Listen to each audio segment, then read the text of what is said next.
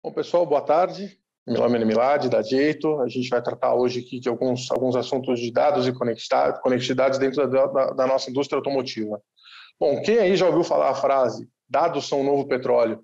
Acabamos de assistir aqui na conferência uma mesa muito interessante sobre conectividade, que esclareceu as dúvidas sobre o que exatamente significa um carro conectado e debateu a importância dos dados, especialmente para otimizar o trabalho do gestor de frotas.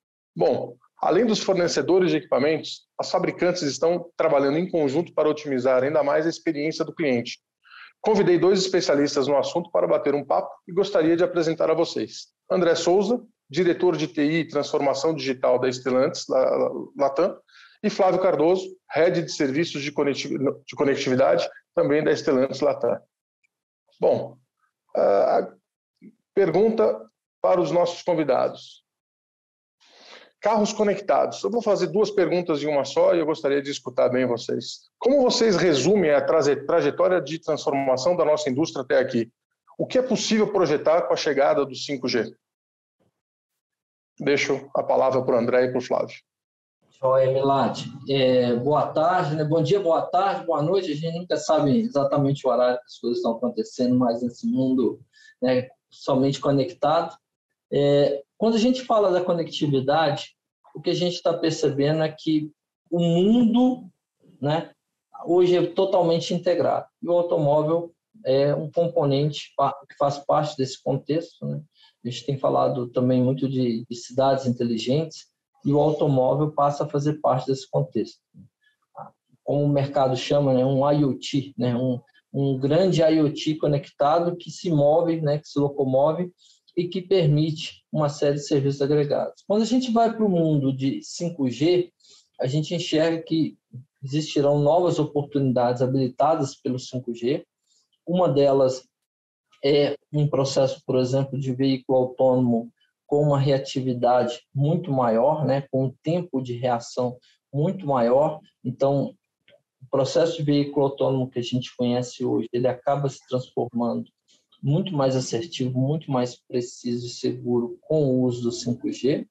A gente também vê outras oportunidades surgindo, muito associado a essa questão de você poder ter uma latência, poder ter uma velocidade muito maior de conexão. Então, o mundo do entretenimento, por exemplo, novas coisas que podem ser entregues no automóvel, que hoje, muito da tecnologia, muito do conteúdo que se provê dentro dos veículos, ele acaba estando embarcado, acaba estando instalado, vamos chamar assim, armazenado dentro do veículo.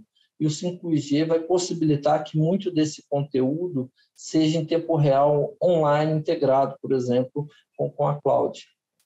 Isso provavelmente vai reduzir o custo da tecnologia embarcada no carro e, ao mesmo tempo, vai abrir um leque de possibilidades muito maior de serviços que poderão ser disponibilizados.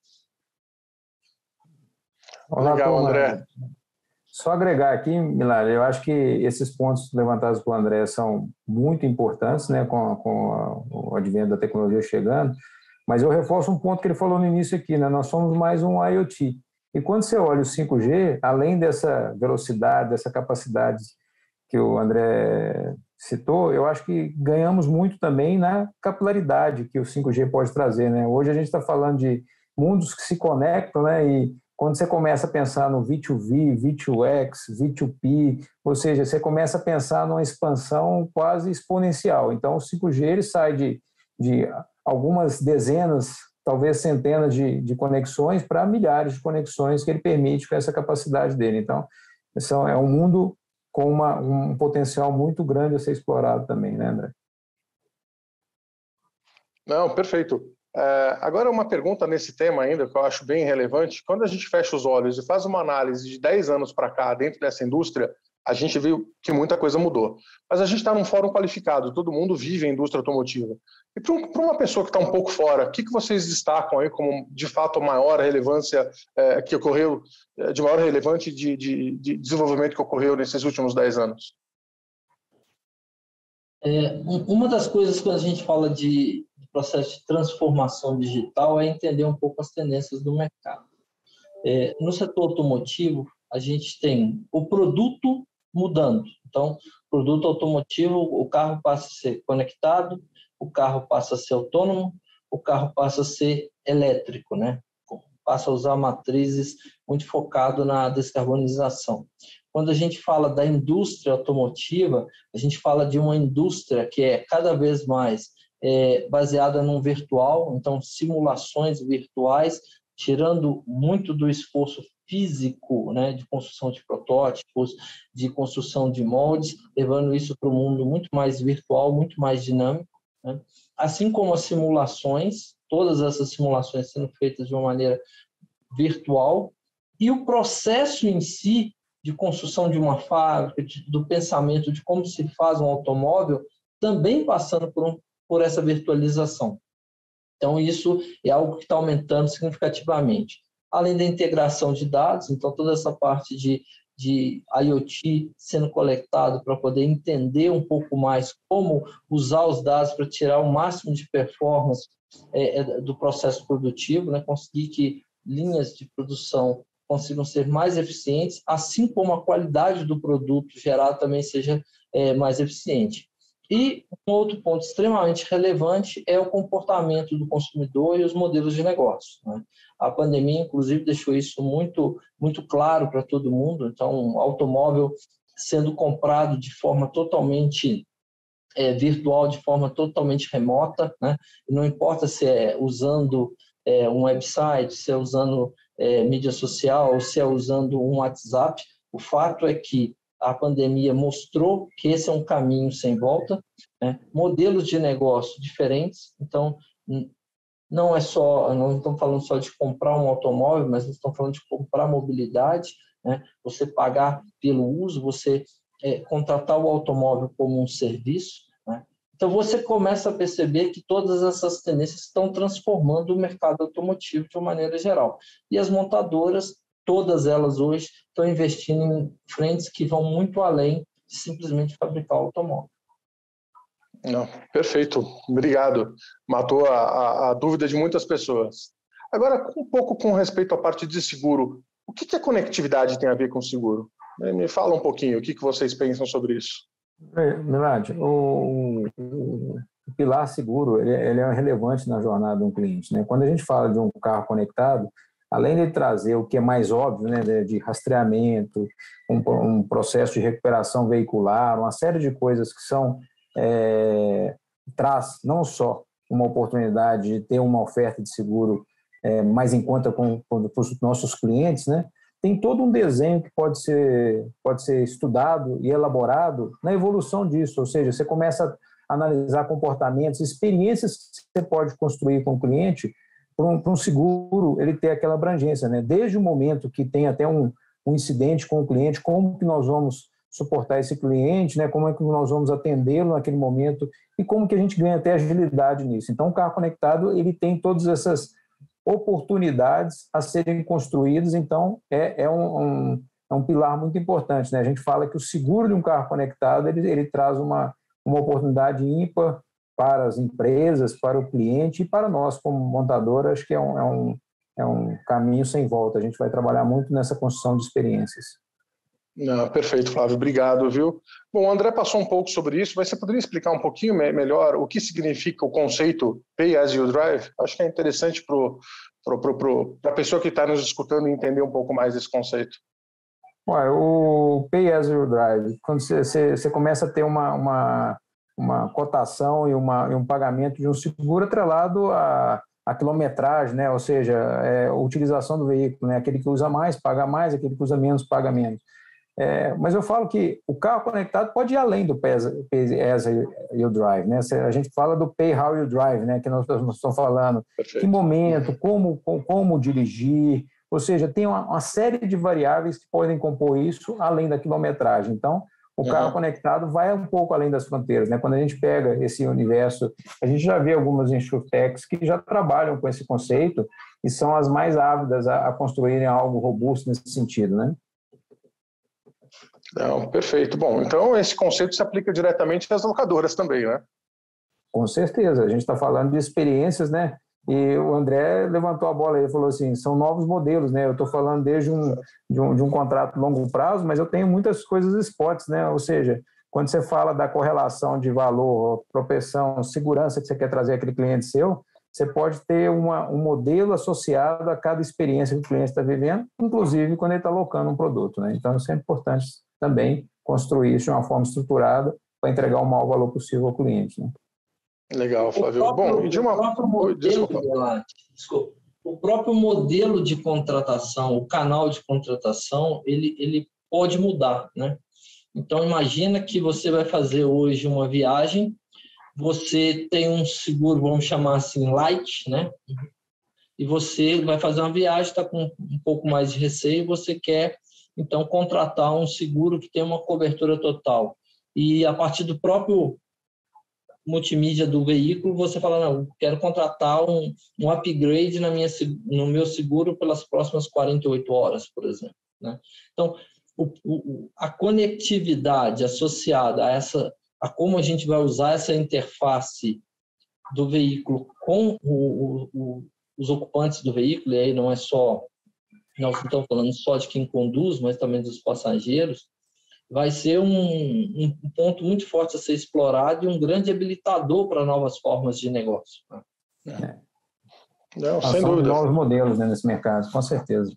Não, sem dúvida. Agora, olhando de uma forma geral, a gente conhecendo as seguradoras hoje no Brasil e mesmo mundialmente, elas estão preparadas para trabalhar dessa forma? Elas trabalham assim hoje no Brasil? E o que falta para elas para conseguir deslanchar esse conceito no Brasil? Eu acredito que a gente tem dois cenários, tá, Milad? Quando a gente pega, antes da pandemia acontecer, você via isso mais focado dentro das insurtechs, algumas POCs, né, algumas discussões nas grandes seguradoras, né, que a princípio eles têm um mercado pré-estabelecido e a mudança não é uma coisa tão simples, né? Você está trazendo mudanças que podem representar grandes impactos nessa cadeia deles, né? E logo, depois que a gente teve os reflexos da pandemia, essa mudança comportamental, a gente viu acelerar muito as discussões, a construção disso, né? Então, eu acho que isso é evolução, o mercado vai passar por essa evolução, e com certeza não só que eu citei, né, as insurtechs que estão lá capitaneando essas inovações, mas acho que as grandes seguradoras também, elas vão entrar também e explorar esse mercado de novos modelos de negócio em seguro, com certeza. Legal, perfeito. Bom, agora sobre custos, né? Quando a gente fala em inovação, sempre existe a questão de custo por trás. Frota elétrica, autônoma, conectada, todos os equipamentos que vocês precisaram desenvolver ao longo dos últimos anos para atender legislação e o próprio consumidor. Vocês acham que vai haver espaço para a oferta de veículos mais simples do ponto de vista tecnológico? O Milad, se a gente for olhar o que está acontecendo no mercado de uma maneira geral, a gente passa a ter veículos com uma tecnologia embarcada, né, de alto nível mesmo, e aí, olhando para o mercado brasileiro, por exemplo, você tem veículos nacionais com tecnologia embarcada até superior a muitos importados de luxo, né? Isso já está acontecendo. Mas, ao mesmo tempo, também existe um efeito de substituição de alguns meios de transporte para meios mais seguros. Nós mesmos acabamos de apresentar, existe um projeto da Citroën com um veículo autônomo com um custo menor. Então, existem outros caminhos também para isso. A mobilidade compartilhada vai ser um grande habilitador para esse caminho também, assim, obviamente, como o elétrico, tá? Então, sim, acredito que existe espaço para os dois lados, né? O mais importante é não abrir mão da segurança, né, de quem está ocupando os veículos. Isso é fundamental. Não, perfeito. E o brasileiro abriria a mão de alguns desses benefícios para pagar menos no momento da compra? Principalmente nos modelos de entrada? Assim, vamos entender aquela situação prática, né, de que a gente não está falando abaixo da linha legal. Obviamente, a gente está tratando acima de todos aqueles elementos de legalidades expostos pelas próprias resoluções do CONTRAN. Então, nesse sentido, o que vocês pensam?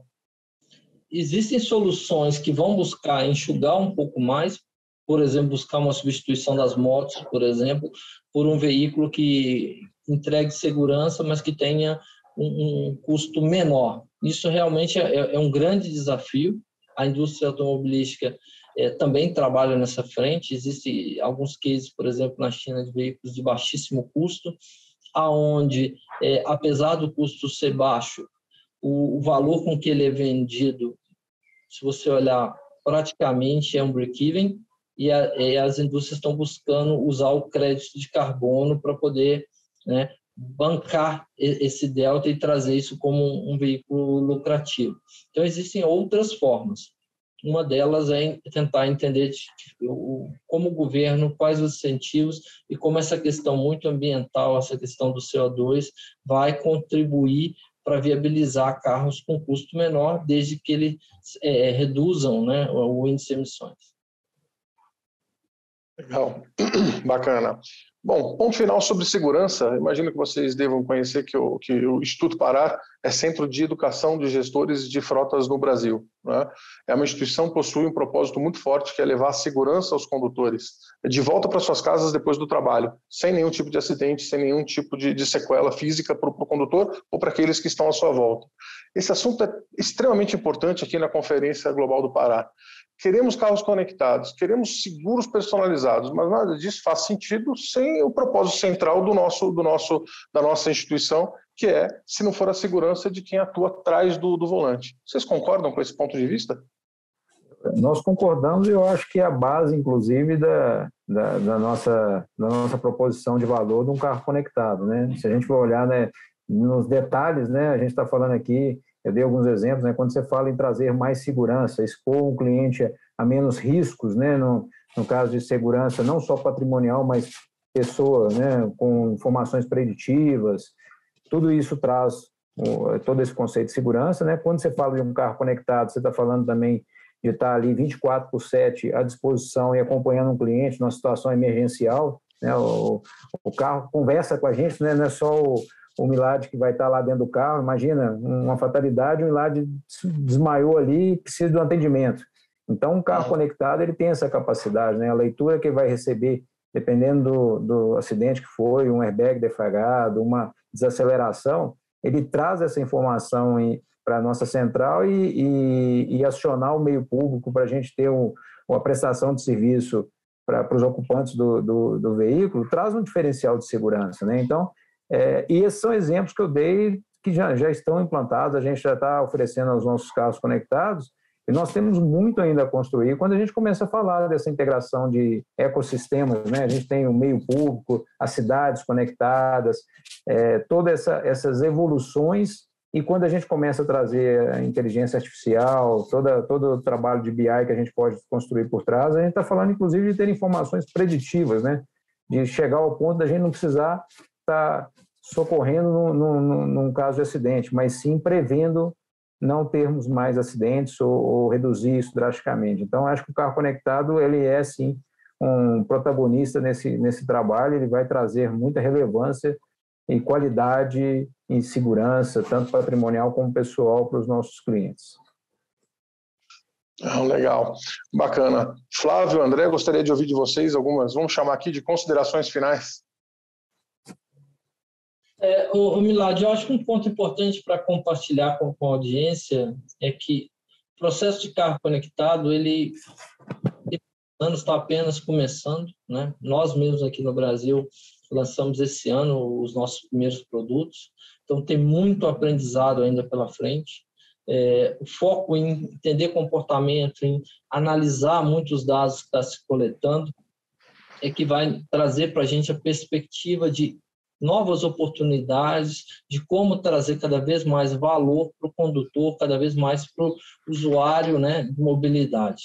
Acho que esse é um ponto importante e as pessoas precisam cada vez mais ter essa percepção. O que é um carro conectado e o quanto o carro conectado agrega valor no meu dia a dia, né, para a minha experiência, não só de condução, mas também muito no aspecto, e um pilar muito forte é a segurança. Tá? Acho que é por aí. Nós, como Stellantis, estamos investindo muito forte nisso. Tem uma área recém-criada dentro da organização que a gente chama de área de software, que é uma diretoria global focada em evoluir nesse sentido, não só da conectividade, mas da experiência do software embarcado no automóvel, né? Toda a parte de inteligência artificial, como explorar cada vez mais. Então, diria que a gente está só no começo. Isso aí vai evoluir em velocidade exponencial. E por acreditar em tudo isso que a gente está construindo, Milad, o papel principal nosso agora é tentar desenhar, buscar essas parcerias para todo dia estar ressignificando, né? A dinâmica do mundo conectado. Os clientes, eles têm uma dinâmica muito interessante, né? A gente viu isso na pandemia de forma acentuada, né? Mas comportamentos, eles são quase um filme, né? Ele está em constante evolução, não são fotos. Se você fala que você vai perseguir o que o cliente precisa hoje, amanhã ele já mudou. Então, o mundo conectado nos dá essa leveza, né?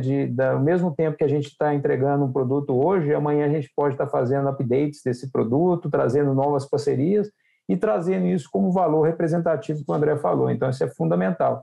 E nós só demos um pontapé inicial, né? Um passo de uma jornada que eu acredito que é imensa, igual o André falou. Né? Nós só estamos começando. E agradeço também o convite de estar com vocês aí, compartilhando essas aspirações, discutir um pouco mais esse universo que a gente está explorando com vocês aí. Não, perfeito. André e Flávio, agradeço em nome do Instituto Parar essa mesa virtual fantástica que a gente teve. Muito obrigado pela contribuição de vocês, pela colaboração, um assunto tão relevante desse tema para todos aqueles que estão nos assistindo. Obrigado, viu? Você realmente só tem a agradecer. A gente que agradece.